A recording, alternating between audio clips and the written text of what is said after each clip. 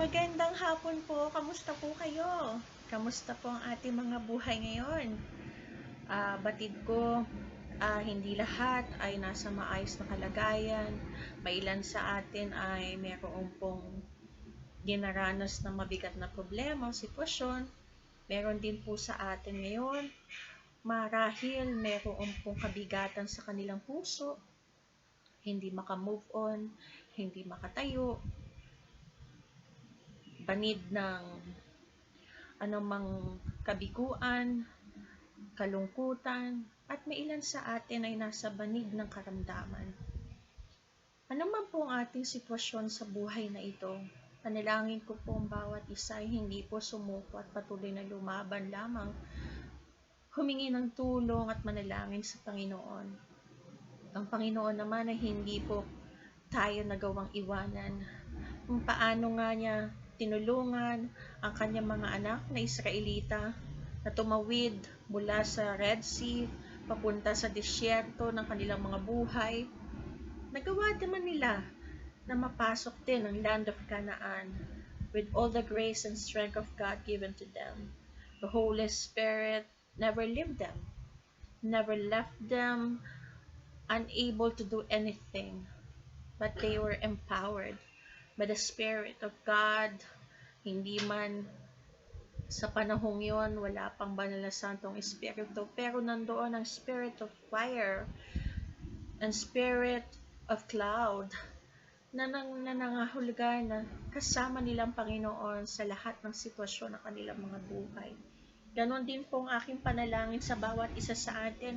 Ano man po ang tinatawid nating disyerto sa ngayon, o ano man po ang ating nilalangoy na problema o sakit ng karamdaman, alam ko, sa pangalan ng Panginoong Hesus, magagawa natin yang malampasan. Magagawa natin yan na magapi.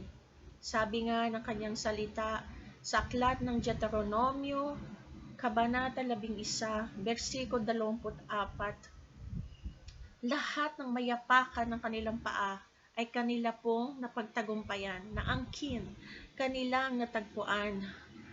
Ano man po ang niyayakap natin ngayon o natatapakan natin na problema o ating dinadaanan, alam natin na sa pagtapak natin, sa bawat pagsubok ng buhay, alam natin mayroong kaakibat na kalakasan na nanggagaling sa Panginoon.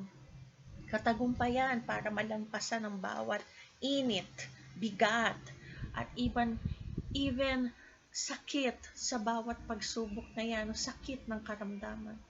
Every sole of their feet, lahat ng matapakan nila, lahat yun ay kanilang naangkin, kanilang na-overcome. Ibig sabihin, hindi sila natalo, hindi sila nagapi, anuman ang kanilang napagdaanan. Ganon din po sa ating mga buhay. Ano man po sakit ng karamdaman, sitwasyon na ating dinadaanan o ating inaapakan sa kasalukuyan, alam natin mayroong kapangyarihan ang Panginoon para tayo po ay patuloy na makalagpas at makatawid sa bawat apakan ng ating mga paa. Sabi nga, we could able to trample every power of darkness because God has given us the authority. Sabi nga ng Mateo, the Lord will never leave us. Hebrews 13:5, He will never forsake us. Kung paano niya sinamahan ng mga Israelita para makatawid sa disyerto, maging sa Red Sea. Ganon din po sa ating mga buhay. Kaya ng Diyos na tulungan tayo makatawid sa wilderness state ng ating sakit at karamdaman, even in any waves and seas of problems. The Lord will grant us victory for us to be able to enter the land of Canaan. The victory, the reward, the blessing na ating pong matagal nang inaasam. Kagalingan man yan, kapahingahan, at kapangyarihan na nanggagaling sa Panginoon, kalakasan, panibagong pag-asa. Alam ko, panalangin ko, lahat tayo ay magagawa natin yung malampasan at makamit according to His will. And I pray, ang bawat isa sa atin, hindi po hihinto na lumaban, hindi hihinto sa kanyang pananalig sa Panginoon. Tayo po ngayon ay dumulog, lumapit, at manalangin na ang Diyos ay mabuti at kaya niyang samahan tayo sa lahat ng pagkakataon ng ating mga buhay. Hallelujah, hallelujah. Savior of my soul, I confide in you through all my darkest moment. In you I find my peace, my comfort when I'm weak. I'll trust in you through storm and raging seas. Faithful, you're my God. You're the glory and the lifter of my head. Your light, it fills my days. It leads me in your ways. Forever I surrender all to you, and I live to worship you. My Jesus, you're the only one for me. Nothing will ever take your place, my precious Savior.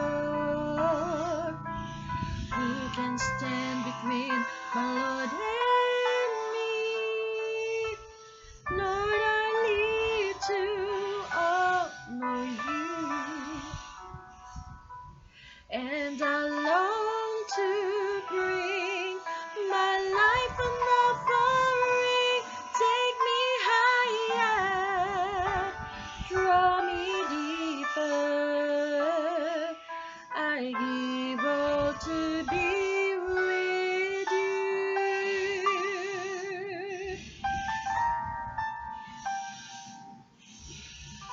Savior of my soul,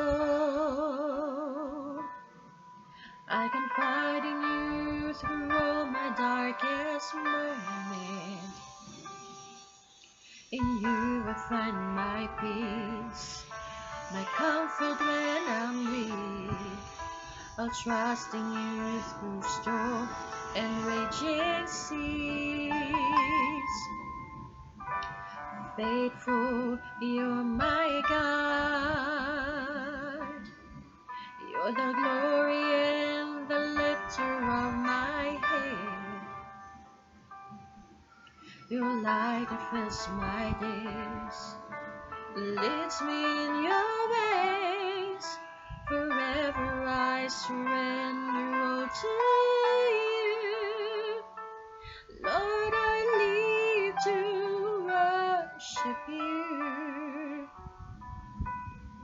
My Jesus, you're the only one for me. Nothing will ever take your place, my precious Savior. Who can stand between my Lord and me?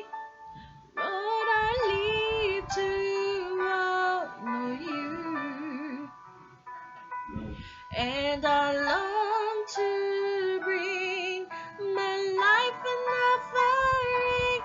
Take me higher, draw me deeper.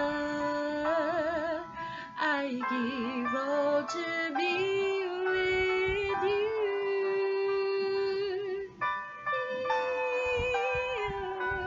Worship you. My Jesus, you're the only one for me. Nothing will ever take your place, my precious Savior. Who can stand between my Lord and me? Lord, I live to honor you, and I long to bring my life an offering. Take me higher, draw me deeper. I give all to be with you. Take me higher, draw me deeper.